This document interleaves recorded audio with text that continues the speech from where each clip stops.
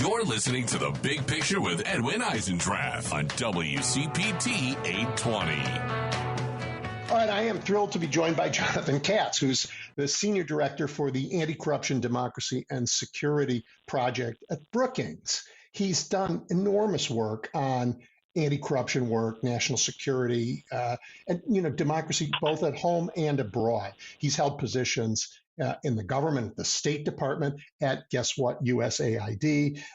He's worked in Congress. He was a national security fellow working for Senator Amy Klobuchar. He's been at the German Marshall Fund. Really, he knows the democracy world, and it's crumbling. So I'm delighted to talk to him. Jonathan, welcome. Thank you. It's good to be here, and this is sort of incredibly timely conversation. So timely, but you saw it coming. I mean, you guys wrote this democracy playbook at the very beginning of this and released it, and I saw it, and it really talked about the things we need to do to defend democracy here at home. And it had if I recall correctly, it had 7 pillars to focus on. Could you tell us what those are? Yeah, and I just, again, I want to say that we weren't the only ones who were thinking about democracy, because many of us had worked on. We're all terrified. And sort of concerns about, what would take place in the U.S. if Trump came back to power, because many of us worked together in the first Trump administration, the scholars and experts that we turned to help inform this playbook to address these challenges over 5-6 years ago. And many of us have also worked on addressing democracy backsliding globally, and we saw these same trends happening here in the United States, not only at the national level, but at the state levels in the United States. So when we saw that polling numbers in the summer of last year, we knew that there was a real possibility that democracy would be at risk in the United States, rule of law would be at risk, future elections would be at risk. The issues revolving around corruption and transparency and accountability of the state, really important. And so we, in writing this, looked at some of the key pillars, 7 pillars to defend democracy we thought would be critical as the new second Trump administration were to come into place. And so we focused on seven pillars: protecting elections, defending rule of law, fighting corruption, reinforcing civic and media space, protecting pluralistic governance, countering disinformation, and making democracy deliver economically for the American people, whether you're in Chicago or if you're in Alaska. That it is critically important that you have a transparent, accountable economy that is also addressing inequalities that we see within the system and that are going to be exacerbated by an administration that is run by billionaires. So we've been thinking hard about how to connect these things. Jonathan, the choice of those pillars is interesting to me. I was actually preparing to interview somebody else who had given a whole list of Trump actions and had categorized them in a certain way, but the categorization wasn't quite yours. It was a little different. All of these actions that we see the Trump administration fall into the categories you've laid out. And I hear them and I think, wow, these are the same areas that Orban went after in Hungary to destroy its democracy. And so I look at him, I think, wow, you picked those areas because that's how democracies get overturned. Yeah, and this is while there's a democracy playbook, there's also an autocracy playbook and network that has been strengthened over the past almost 2 decades now, where if you look at measurements of democracy scores globally, you see them moving in the wrong direction, or the rise of strongmen like Orban or Erdogan in Turkey. Putin, and now Trump, many people believe. And that's why that the playbook has been laid out. Trump is following this playbook, and how he acts and how he, as we pointed out, there are cracks in these pillars because of the steps that they're taking to undermine things like rule of law, or firing the inspector generals across the U.S. government in order to have no eyes and ears on how taxpayer dollars are spent, so they can spend it in a way that they think is beneficial to Trump and his administration. And that's what we're calling out. And all these will have consequences or be impactful in communities across the United States, and you're starting to see that pushback from these communities. The headline of one article I read this morning was Republicans no longer will hold town hall meetings because of the pushback that they're getting from constituents about deep funding cuts and what's happening in Washington. Right. You will expect to see those town halls begin when they can figure out how to have a studio audience that they have pre-cleared to show up, but not real voters for sure. So Jonathan, these measures that you're talking about, I'm familiar with the EIU definitions or the Freedom House measures of democracy around the world.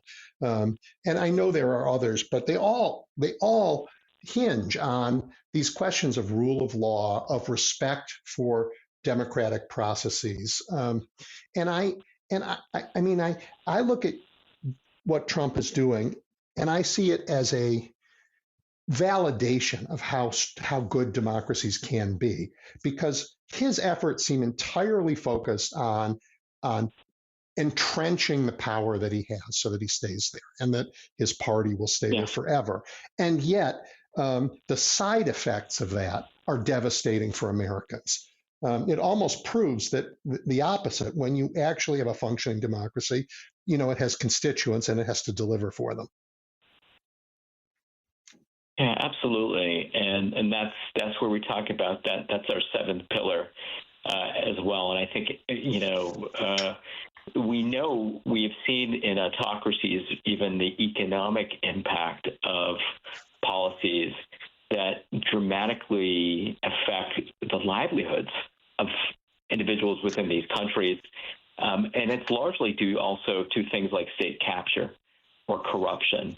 Mm-hmm. And because as a anti-corruption project focused globally, we measure these things and look at other indexes like the Corruption Perception Index, run by one of the partners that we work closely with, Transparency International, and we can see the devastating impacts locally of how corruption impacts safe drinking water or the safety of our transportation, bridges, schools. And so we're trying to carefully sort of lay out what these impacts are. So I think that Americans can understand exactly what you said, how important it is to have rule of law and to have the government respect checks and balances. And that's something that we're not seeing. We're seeing a Congress that is backing away from its oversight of the executive branch to hold them accountable. We see a judiciary that's being ignored by this administration, who is basically saying, the president and the vice president are saying, we're going to ignore what the courts are saying and we're going to steamroll them. And this is also partially because Congress is not acting in the way that it needs to act and provide oversight. So all these pieces are really wobbly right now. The checks and balances, rule of law, the possibility and opening for corruption.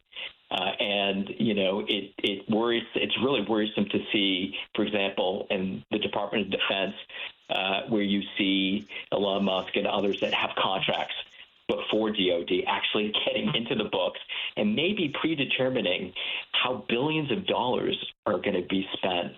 And I know maybe in the conversation, this also means jobs for Americans in the communities where things are made, or there are ancillary businesses that are directly connected to to where this funding goes as well. It's critical.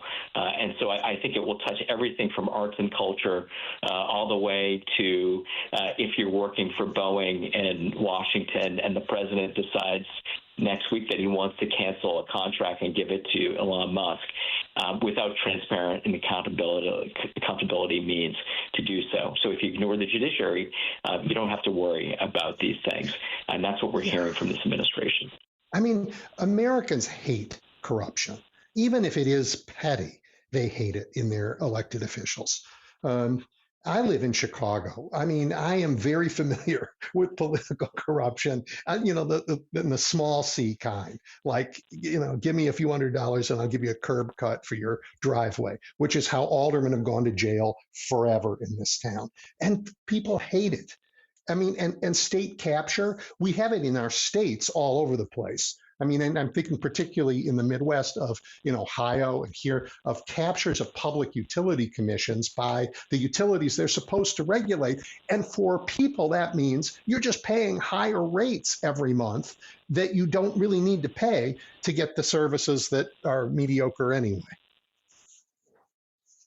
Yeah, I think this we saw in polling numbers. We highlight this in the playbook, the democracy playbook, the 2025 democracy playbook.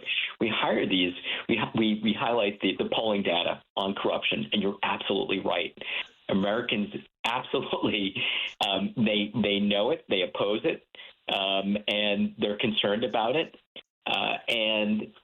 I think what we have today, though, is an ability, something to overcome, which is the sort of abuse of this language, including by President Trump and others, to really sort of tar and feather others with that same language in a way that creates muddy waters or the inability for the public to know what's real and what is not. That's why we talk about countering disinformation or responding to that within the media cycles that we're in platforms, including social media.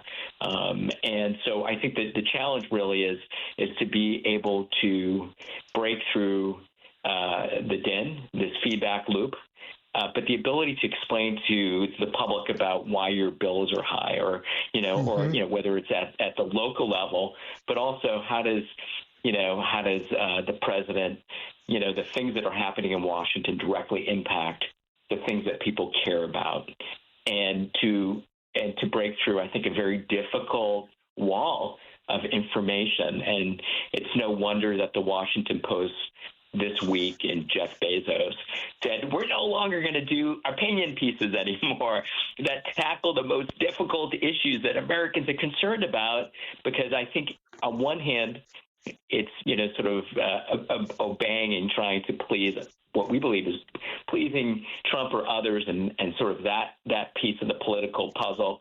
But also it's about what are, sort of traditional media and the ability, even for a Washington Post, which played a critical role during the first Trump administration, shedding light on corruption, shedding light on other activities in the White House that weren't, that were not in the interest of the American people. They were critically important.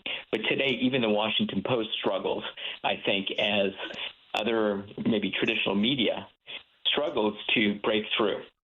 Well, look, Bezos did say, Bezos did say in a statement, he said, like the social media platforms dominate media, and we're giving up. Yeah, I want to talk to you about that specifically. I mean, I think that's one of the reasons why a busy man like you takes time to go on shows like this to help get this word out, because the traditional media it is not up to the world we're in, partly because most people get their news from, their crazy uncle who saw it on Facebook, or somebody sends them something in their feed directly. They get it from each other these days. So we have to talk to each other in ways we have not been used to for many, many generations. The Washington Post giving up, in a sense, is a terrible, I mean, it's like losing a city in a war. It's like the march of autocracy has knocked it off another defense. broken through another line. And I wonder, how we are able to stop them. And I think your focus on the actual impact this is having on our lives may be the only way. I don't know that Americans actually care about democracy. I don't think we don't teach it. We don't really think about it very much. We took it for granted, like air and water. And I know that, in campaign polling, the democracy doesn't poll as high as the price of eggs. Yeah, we did find, though, when asked about this question of democracy, when asked, both Democrats and Republicans raised concerns about it. They're concerned about the loss of democracy, but they're coming at it, I think, maybe, as you're pointing out, from different perspectives. And I think we've all maybe taken for granted that these incredible systems, yet imperfect, government institutions that always need to have reform and be looked at in that way and scrutinized. That's what the American public should do. That's what Congress is supposed to do. That they have been critical to America's success, and it doesn't mean that everybody has benefited from the system. And I think that's a fair criticism. What we're looking at in this playbook too is, and we're pointing out, is that we're not without hope, and we're not without action. And so we have spent a lot of time, even within this, without the power to address these challenges, but also to get ahead. How do we take this moment to build the system back in a way that is better representative of the American people and their interests? Things that maybe things have been broken in just 1 month in a fundamental way. And it's an opportunity in the middle of a crisis for institutions like ours, Brookings and others, to not only talk about the frontline battles of this moment, but also thinking about how we rebuild this back to be something that's better than it has been. And because we may be, and it includes things like civic education and how we teach our children and the next generation about the system and why they have a responsibility within the system. But right now, as we're speaking, we see groups active across the entire United States, responding. We see the litigation, and we see successful litigation happening. We see the voices, Republicans, Democrats, and independents at rallies, at town hall meetings that I spoke about, that some Republicans seem to be unwilling to go into now because they know that their communities are being impacted and they're not doing the right thing to address the needs of their own communities. So we're spending not only the time talking and showing where those cracks are, we're thinking and writing about how you actually build this back, strengthen these institutions, and recognize that we're in a new moment. And with this crisis, there's also some opportunity. And I also just want to make sure that for those who are thinking about how do you engage, whether it's at the citizen level or civil society, that there are democracy actors that we point out across the United States that are critically important at this moment to speak to those issues and to reach out, as you said, talk neighbor to neighbor in a church, or if they're in a Rotary Club, but also sort of connecting it to this larger challenge. And we highlight those democracy defenders, as we call them, in a number of our recent, including the Democracy Playbook. And we use examples globally of countries that have come back from autocracies or from governments that have been Poland is a prime example.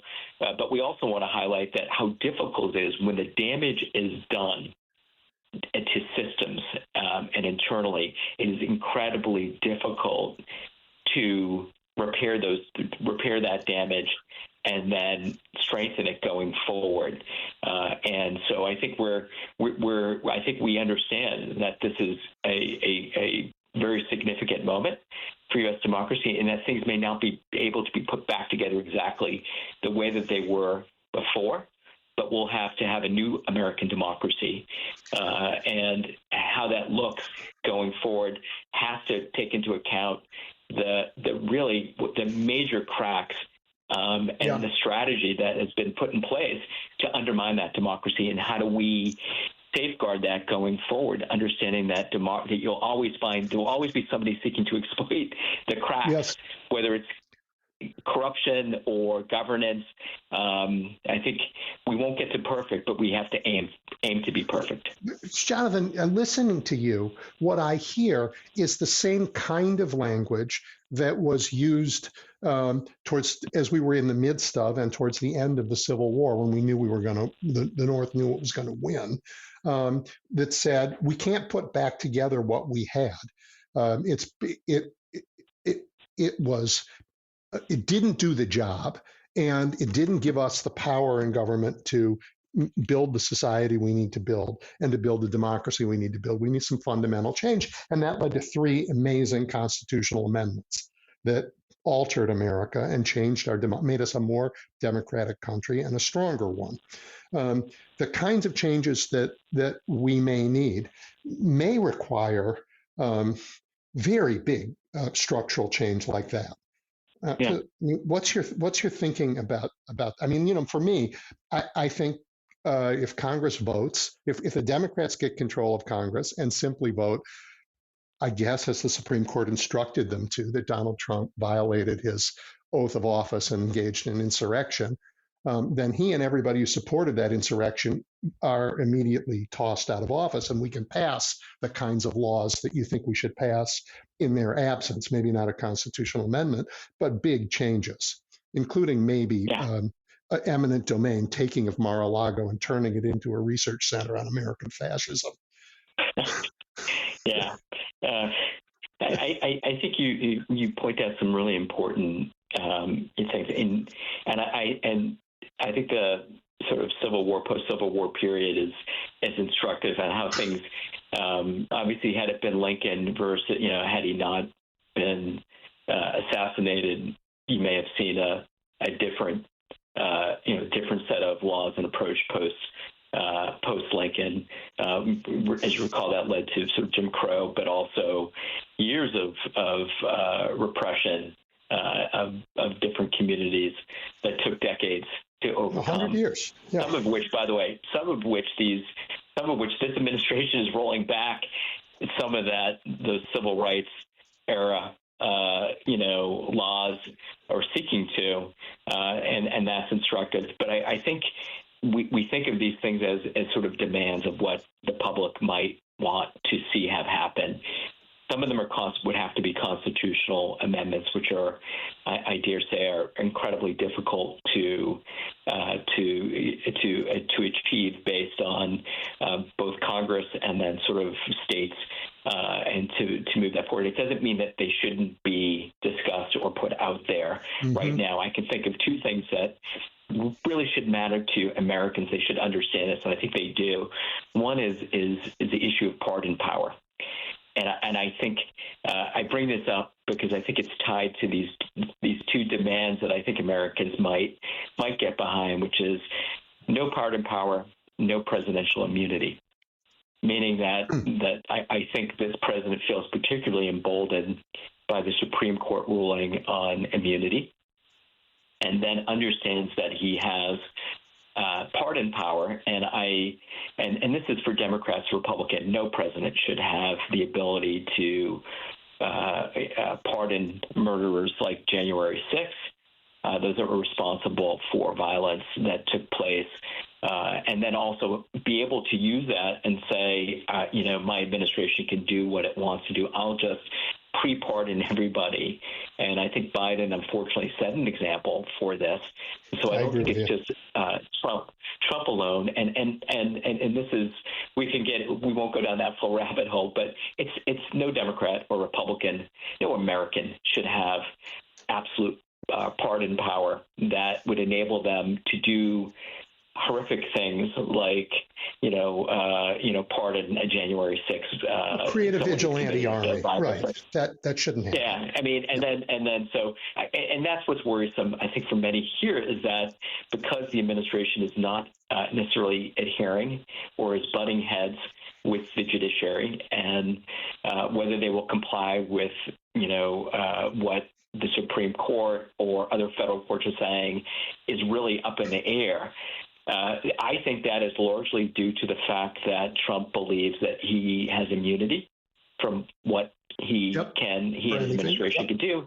And then he has the ability to pardon anyone in his administration, whether it's the 25-year-old Elon Musk staffer who's taking critical data from the Treasury Department or Social Security Administration, that touches the lives of every American.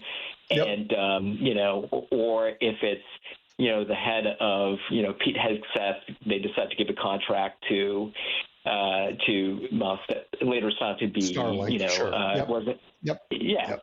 How do you hold people accountable? And in this system right now, I think Americans would say no one should have pardon power. No president should have immunity. President's not king. And I think that's something that Americans, they can't do on their own. They can't pardon themselves. And certainly if somebody were to do something to them, they certainly would like rule of law to be carried out and those to be held accountable.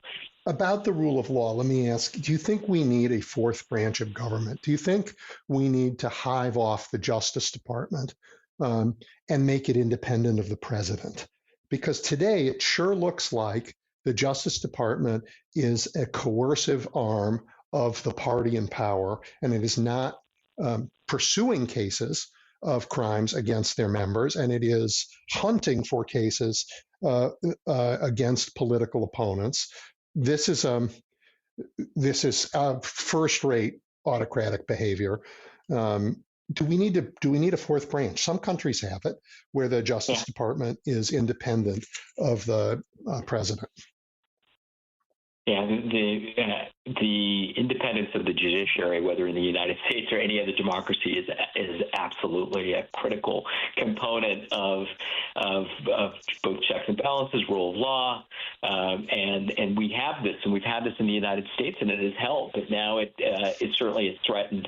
The fox guarding the hen house, as we see with the Justice Department, that is politicized and weaponized, is incredibly problematic. Same thing with the FBI and Kash Patel. I don't think that has been fully unleashed yet, but I would expect that you're going to see that type of weaponization coming out both from DOJ and from the FBI. I think that when we talk about democracy renewal going ahead, we are going to have these hard conversations about how we ensure whether that the judiciary remains separate, that the prosecutorial powers of DOJ not turned against the American people or perceived political enemies. I think it's all on the table. And so this moment in time says we need to go back, get under the hood, and sort of rethink about what this is going to look like going forward because of the examples that are being set right now, even in this past 4 weeks, have really changed the dynamics. And so you will need Congress to act to be part of this.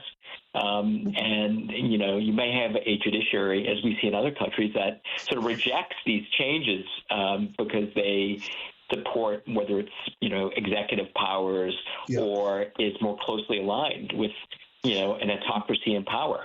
And we see this in a number of countries where, Yeah, let's talk about that for a second. You talked about the actions this administration is taking to roll back democratic protections or even those rights that were won after the Civil War. And I can't let that moment go without asking you about the Roberts Court and its legacy. John Roberts had made a career of trying to destroy the Voting Rights Act, and he effectively has finally.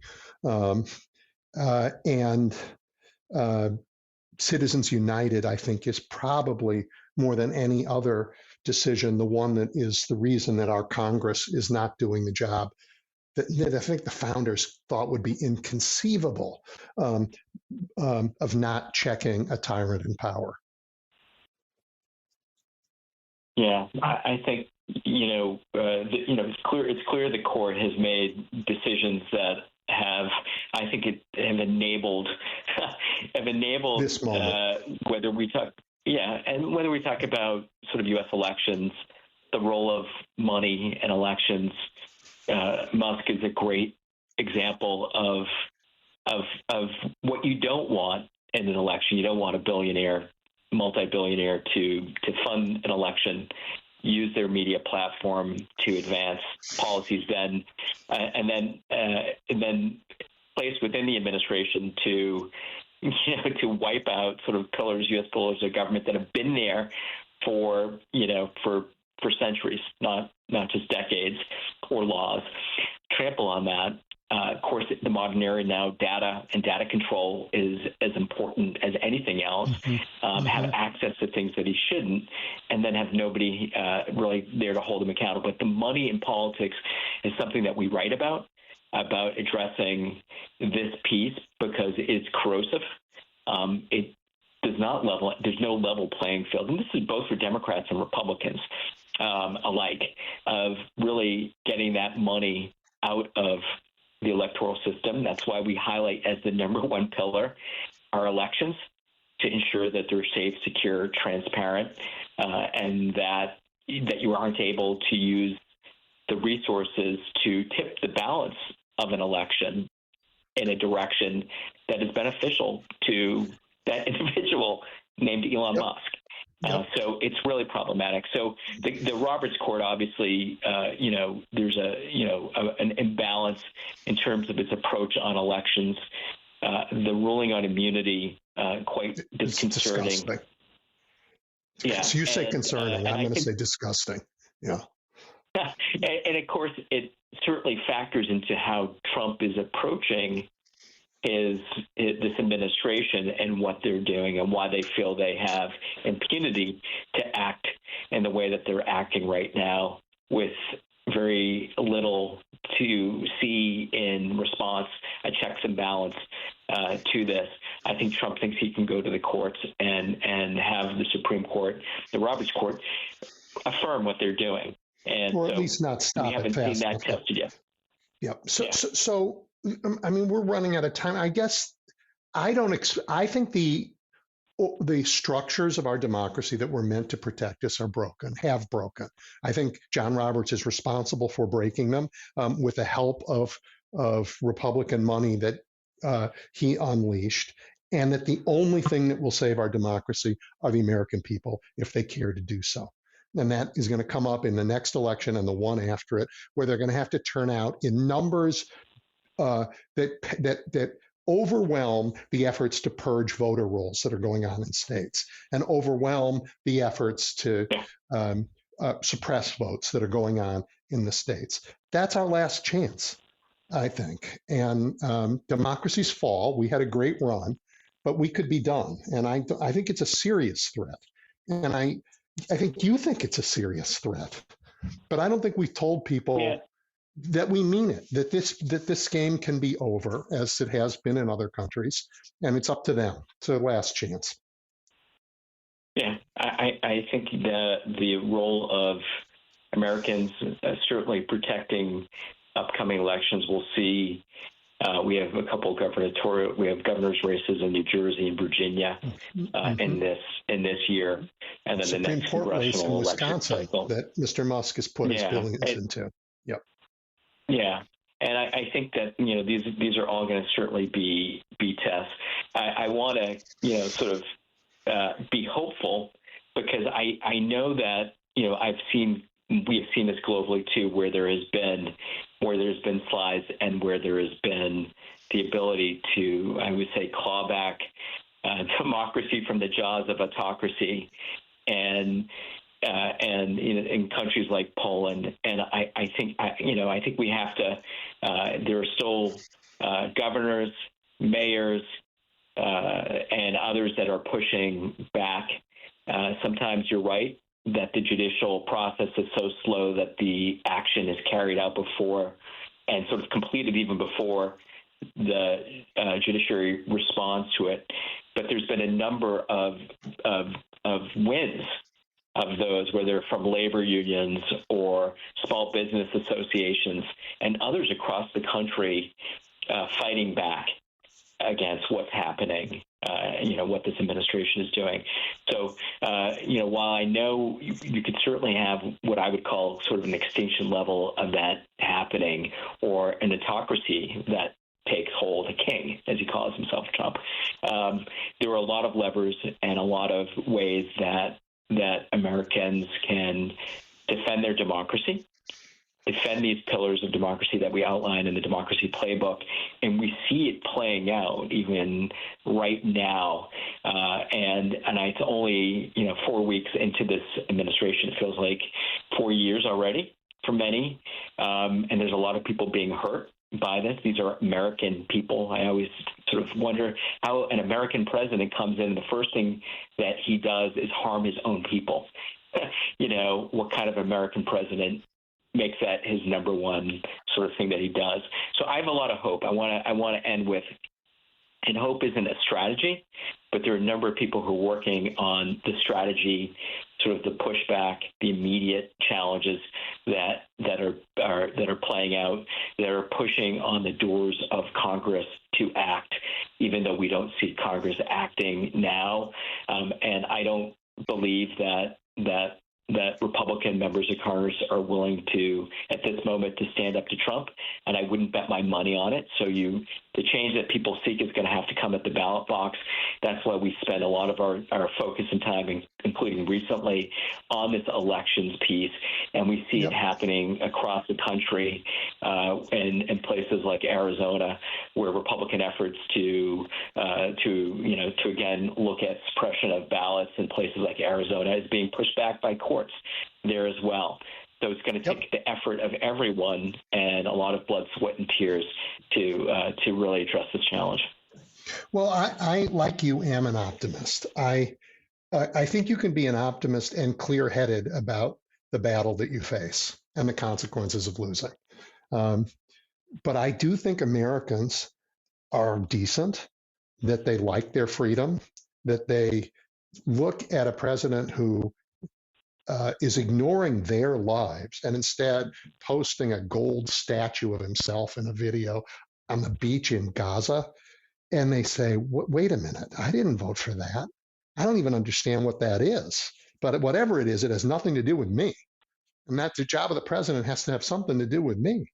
So I agree with you. I am optimistic, in part because of the terrible errors that this man is making. Those choices that hurt us so much. Yeah, I think that's certainly right, and I think I wanted to point to the actions that are being taken by many who are stepping up, from religious leaders to local community leaders that are stepping up to address these challenges head on and sort of are the front guard of this effort. And I think you will see more that will follow, but it is a deeply challenging situation when the levers of the federal government are controlled by one party right now, or those that sort of more closely associated. Yeah. And so this cult of personality with Trump and those around him is a very powerful force, but very difficult to break through to and to have the type of conversations we need to, so that Americans aren't harmed. Future. I apologize. I thought we were done, but I'm going to have to ask you one more question that is related to this. You've talked about, and I totally agree with you, around the country, Americans are stepping up. They're showing up at congressional offices. They're showing up at town hall meetings. They're engaged in economic protests. They're litigating in every opportunity. They are, they're governors standing up. Some judges are doing their job. We have an enormous outcry of people who think this isn't right. On the other hand, we have a large chunk of the country who doesn't know any of that. They don't know it because they watch Fox News or they live in a place where one of the other right-wing networks owns hundreds of television stations, and people aren't paying for news, so that's what they get, and they get it social media that is fractured and siloed. How do we, this reality that you're sharing with me, how do we get it in front of Americans who are subject to this mass propaganda? Yeah, this has been, I think, one of the most difficult when we were looking at the playbook, thinking through, how did this work in a countering disinformation or misinformation within the news media, in a news media that is no longer what it was 10 years ago. People consuming information, largely many from social media, and sort of ending up in sort of like within the circles that they're listening to, only the information that is, in many cases might be presenting lies or lacks transparency and accountability. And I think, Democrats and sort of others, it's not just Democrats, frankly, sort of Americans have to be able to, one, there's how do we educate, next generation, this and next generation to be critical thinkers, to think through. I think there was one January 6th, someone who was in prison who rejected Trump's pardon, and the thing that struck me that she said was that, when she was she said I was part of a MAGA cult, and the thing that I lost was critical thinking. This group doesn't critically think, just as you pointed out. Yep. So it's through both education. It's also by creating the alternative social media structures. Social media is not going away. I also, I think whether we engage with influencers and others, I think we have to deal with the reality of how people consume media, and also present the alternatives for them and ways to break free from that cycle, to be able to be open to this engagement. And this includes even more of the old-fashioned, as I mentioned, is grassroots. It's communities. It's having conversations with your neighbor about these issues. We're so polarized that it's incredibly difficult to have these conversations within families, within communities. But we can't give up on that, and we have to break down these silos and walls that are separating us on these issues. And I know, just because we've seen elections swing back and forth, there are a number of Americans, maybe those that voted for Trump, who are very unhappy. They seem to be getting the news that what he is doing is not good for their communities, for their families, and for their future. Try and lay it off. So some of that, they can feel it. Some of that is breaking through. I don't think that's going to reach everyone, but I want to have the conversation with those that are open to think through how we sort of go forward today, and then in the future, how do we reshape the democracy so that they're satisfied. The communication, the press issues, press deserts, these are all incredibly important challenges to overcome that I think a lot of us are thinking about, and there's no immediate answer. The left, since 1954, I think, since 1964, has outsourced its work to lawyers and said, the courts will save you, just litigate it all. And we lost that muscle that was great community organizing, the stuff that has always been the real reason America moved forward, whether it was the wide awakes before the Civil War, or the labor movement, or the suffragettes, or the civil rights movement, you name it. It's mass communication of people to people and then standing up for it that's pushed the country forward. And I think that's what we're beginning. The stuff you're talking about that you see out in the country, I think that's the seeds of that and the forming of a new American majority, which we haven't had in a long time.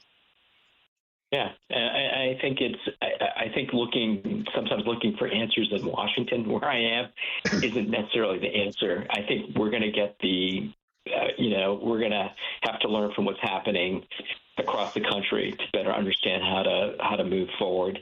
So I think that dialogue between and maybe what's been a disconnect because we've had these systems in place, and because norms and laws were respected.